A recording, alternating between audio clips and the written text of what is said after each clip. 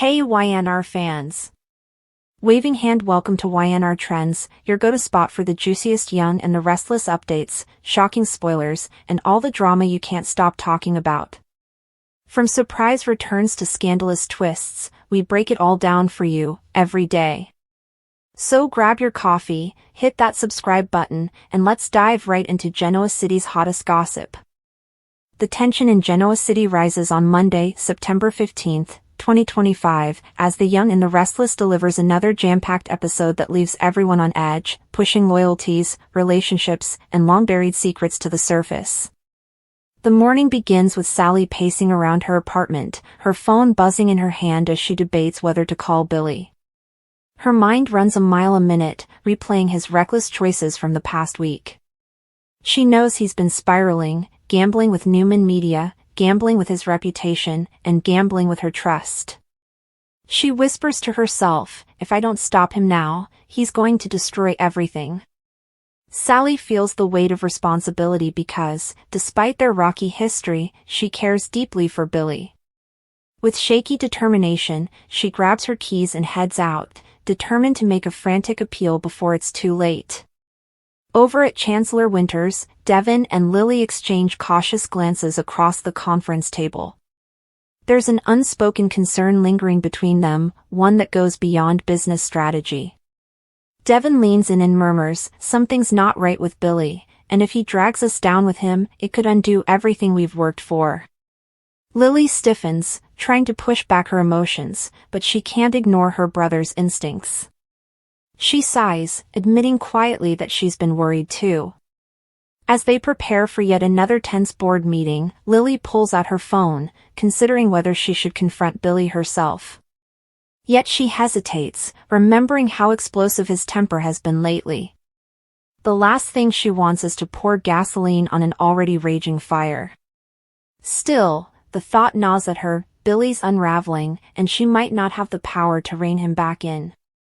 At Crimson Lights, Sharon wipes down a table with a focused intensity, but her mind is elsewhere. Nick enters, his face drawn with concern, and immediately senses her unease. What's wrong? He asks gently, his voice layered with both care and curiosity. Sharon looks at him, biting her lip before confessing, Phyllis is playing with fire again. And I'm scared she's about to get caught in something she can't handle. Nick groans, rubbing his temples.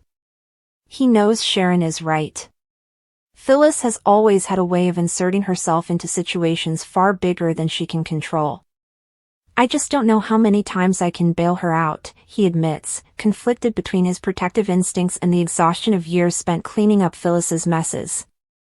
Sharon studies his face, reading the guilt, the anger, and the loyalty still clinging to him despite everything.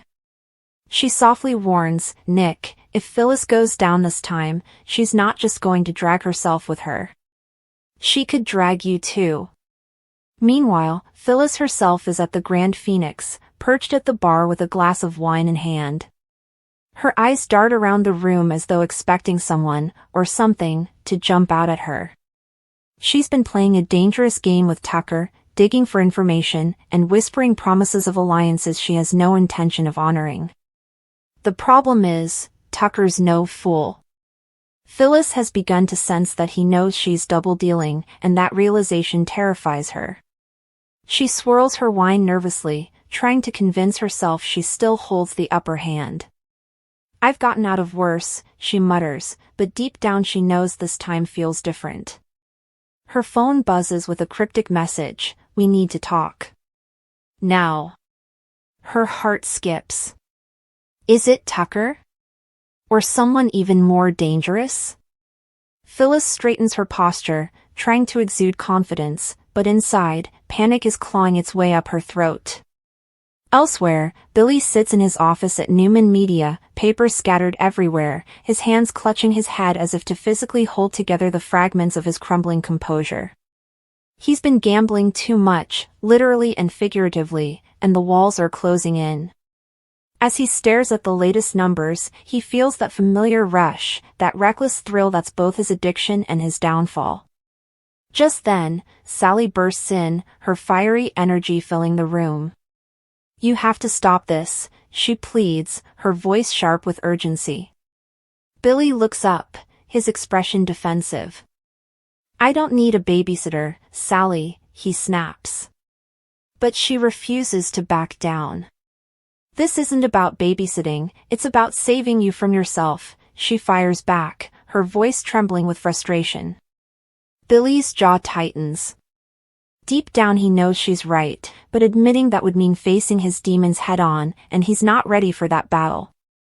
Their heated exchange crackles with unresolved feelings, love, anger, desperation, and neither is willing to back away. Across town, Victor Newman watches everything from the shadows with his trademark calm and calculating demeanor.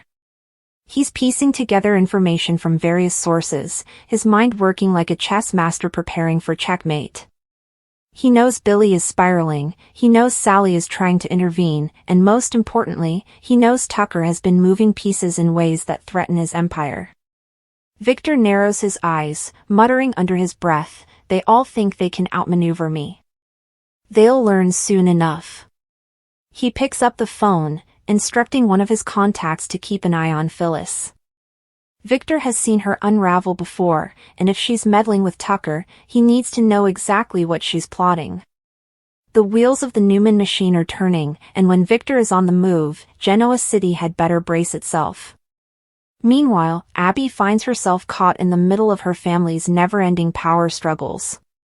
She's at Society, flipping through paperwork for the restaurant, but her mind keeps wandering to her mother and father's tug-of-war with the Newmans, the Abbotts, and everyone in between. Devin joins her for lunch, sensing her distraction. "You look a million miles away," he comments. Abby sighs, confessing she's worried about Billy's impact on Chancellor Winters and whether her family will be dragged into another Newman versus Abbott war. Devin nods grimly, admitting that the ripple effects are already being felt. Their conversation underscores the broader theme of the day: no one in Genoa City is safe from the chaos brewing just beneath the surface. As the day unfolds, the episode sharpens its focus on three burning questions. Can Sally pull Billy back from the edge before he self-destructs? Will Nick manage to protect Phyllis from her own worst instincts, or will he finally step back and let her face the consequences alone? And what exactly is Victor planning as he quietly maneuvers behind the scenes? These questions hang heavy over every interaction, reminding viewers that in Genoa City, choices always come with consequences, and no secret stays buried forever. By late afternoon, the tension is palpable. Billy, exhausted from Sally's emotional plea, steps out of his office and stares at his reflection in the glass window overlooking the city. He sees a man torn between redemption and ruin, between love and destruction. His phone rings, it's Tucker. Against his better judgment, Billy answers, his voice unsteady. "What do you want?" he demands. Tucker's smooth, dangerous tone drifts through the line. "What I've always wanted, Billy, leverage. And right now, you're giving it to me." Billy's grip tightens on the phone, rage and fear colliding in his chest. He realizes too late that every reckless choice he's made has put him directly in Tucker's trap. Back at the Grand Phoenix, Phyllis finally meets her mysterious texter in a private suite upstairs. To her shock, it isn't Tucker waiting for her, it's a figure from her past, someone she thought she'd never see again. Her eyes widen, her voice catching in her throat as she whispers, "You're supposed to be dead." The man smirks, leaning in just enough to send chills down her spine. "And yet, here I am." Phyllis stumbles backward, her mind racing. If this is true, if this man really has returned, then every scheme, every gamble she's made in recent weeks is about to come crashing down around her.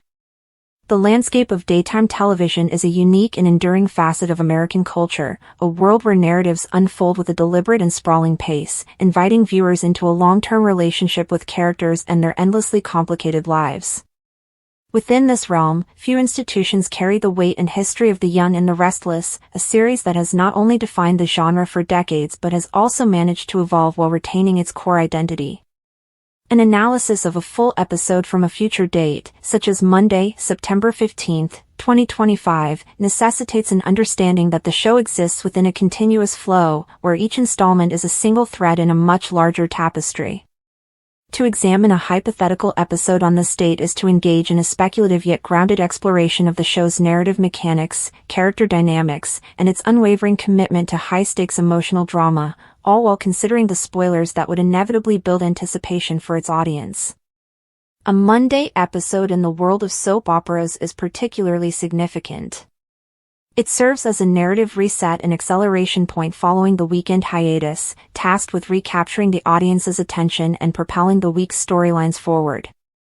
The episode from September 15, 2025, would undoubtedly begin with a previously on segment that is less a simple recap and more a carefully curated emotional reminder.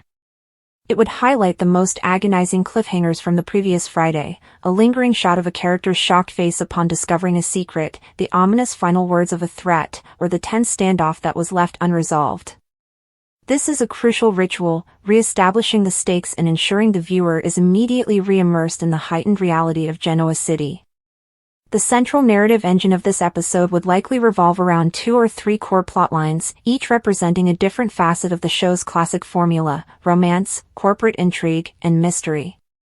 Spoilers for such an episode would hint at a major confrontation, a shocking revelation, and a moment of romantic jeopardy, all designed to create a self-contained experience while promising more drama to come. For instance, the ongoing saga of the Newman-Locke-Abbott corporate war would reach a new crescendo. Victor Newman, a titan whose influence is as permanent as the show itself, would be at the center of a high-stakes boardroom maneuver. Spoilers might suggest that his latest strategy to consolidate power against the combined forces of his children, Adam and Victoria, and his perennial rival, Jack Abbott, is set to backfire spectacularly. The episode would meticulously build this tension through a series of private meetings in opulent offices and darkly lit clubs. The dialogue would be laden with subtext and veiled threats, a hallmark of the show's writing. Victor's monologue, delivered with that signature blend of gravitas and menace, would not just be about business, it would be about legacy, betrayal, and the crushing weight of familial expectation. The spoiler's promise of a game-changing vote would not merely be a plot point but the culmination of years of intertwined history between these families, a moment where business and personal animosity become indistinguishable. Simultaneously, the episode would devote significant time to a romantic storyline, likely involving a popular supercouple facing an external threat. Imagine the pairing of Daniel Romalotti and Lily Winters. Their hard-won happiness would be jeopardized by the return of a figure from the past, perhaps a former flame or a secret child, whose presence threatens to unravel their trust. The spoilers would tease an emotional confession and a devastating misunderstanding. The episode's structure would crosscut between the cold, calculating world of corporate power plays and the warm, intimate, but equally fraught settings of the Genoa City Athletic Club or a character's lavish home. Here, the acting would pivot from calculated power to raw vulnerability. The camera would linger on close-ups, capturing every flicker of doubt in Lily's eyes or every defensive gesture from Daniel as a seemingly innocent interaction is misinterpreted. The music score would swell at precisely the right moment to underscore the heartbreak, a technique the show has perfected over decades to manipulate and mirror the audience's emotions. This storyline would serve as the emotional core of the episode, providing a counterweight to the colder corporate drama and reminding viewers that in Genoa City, the greatest battles are often fought in the human heart. Furthermore, a persistent mystery plotline would likely come to a head. A long-running whodunit, perhaps involving a blackmail scheme, a mysterious illness, or a hidden identity, would receive a major piece of the puzzle. Spoilers would warn of a shocking clue that turns the investigation on its head. This element would provide the episode with its necessary suspense and action. A character like Chance Chancellor, acting as the moral compass and investigator of the community, might be seen pursuing a lead that takes him to a forgotten warehouse on the outskirts of town. The direction in these scenes would shift, employing tighter shots, more dramatic lighting, and a quicker pace to generate a sense of danger and urgency.